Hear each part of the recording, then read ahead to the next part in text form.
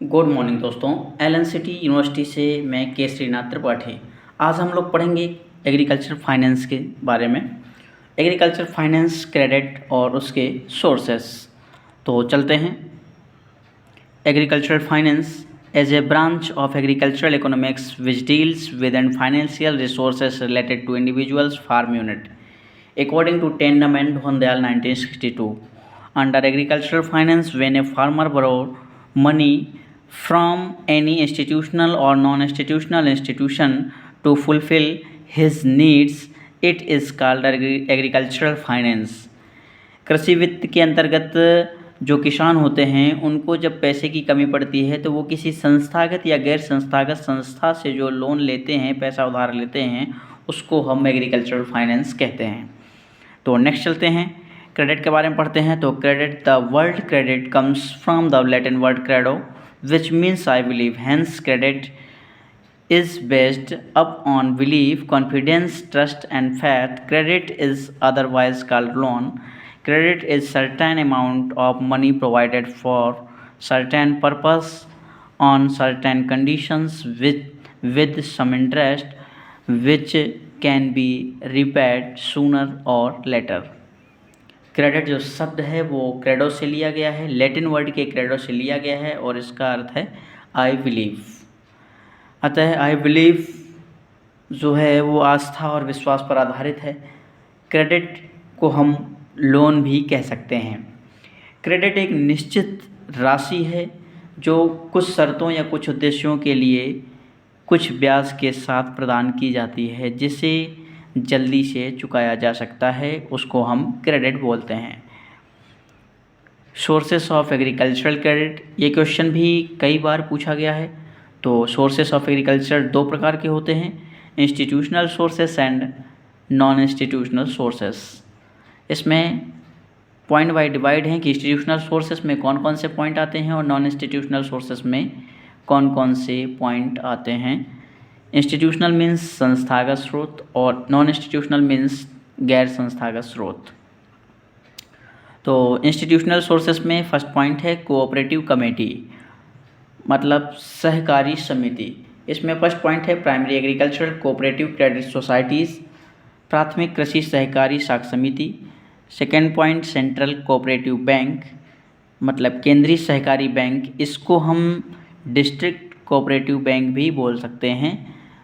तो ज़िला सहकारी bank. State cooperative bank, next है स्टेट कोऑपरेटिव बैंक, राज्य सहकारी बैंक, लैंड डेवलपमेंट बैंक, भूमि विकास बैंक। एंड सेकेंड पॉइंट है बैंक।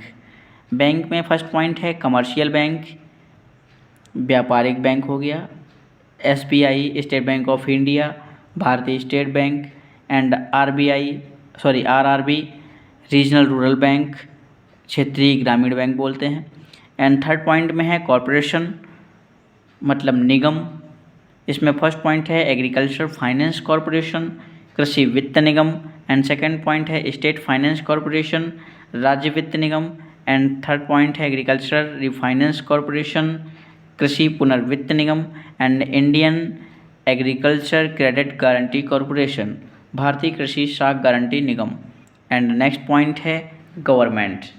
इतने पॉइंट हो गए ये इंस्टीट्यूशनल सोर्सेस के। एंड नेक्स्ट पॉइंट है नॉन इंस्टीट्यूशनल सोर्सेस, गैर संस्थागत स्रोत जो कि किसी संस्था से नहीं जुड़े होते हैं।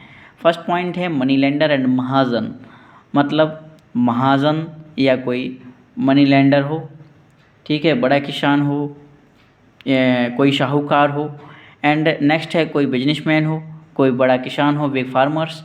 एंड रिलेटिव्स हो कोई, एंड फ्रेंड्स हो, एंड अदर कोई पर्सन हो जिससे हम, जो कि कोई इंस्टीट्यूशनल ना हो, तो उससे जो हम लोन लेते हैं उसको हम बोलते हैं नॉन इंस्टीट्यूशनल सोर्सेस। इसमें देखिए कभी कभी इसके एडवांटेज और डिसएडवांटेज भी आ जाते हैं।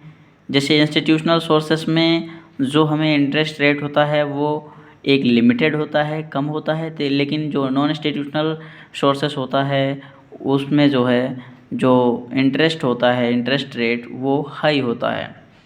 इंस्टीट्यूशनल सोर्सेज में हमें बार बार परेशान होने की ज़रूरत नहीं पड़ती, जो टाइम फिक्स होता है उसी पे वर्क होता है। सिस्टमेटिक सारी चीज़ें होती हैं, लेकिन नॉन इंस्टीट्यूशनल सोर्सेस में कुछ भी गड़बड़ी हो सकती है। ठीक है, नेक्स्ट चलते हैं।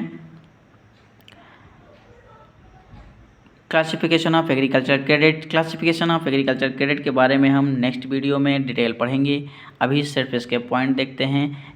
क्लासिफिकेशन ऑफ एग्रीकल्चर क्रेडिट काफ़ी ज़्यादा इम्पॉर्टेंट पॉइंट है। ये टॉपिक काफ़ी ज़्यादा क्वेश्चन में, चाहे भले ही इसका according to time, according to liquidating, मतलब कोई एक पॉइंट पूछ सकता है, और ये क्वेश्चन कई बार आया है।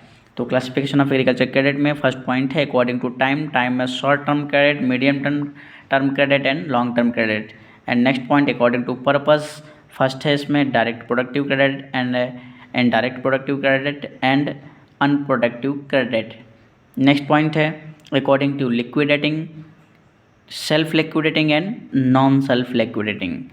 फिर है according to sources, institutional sources and non institutional sources, जो अभी हमने पढ़ लिया।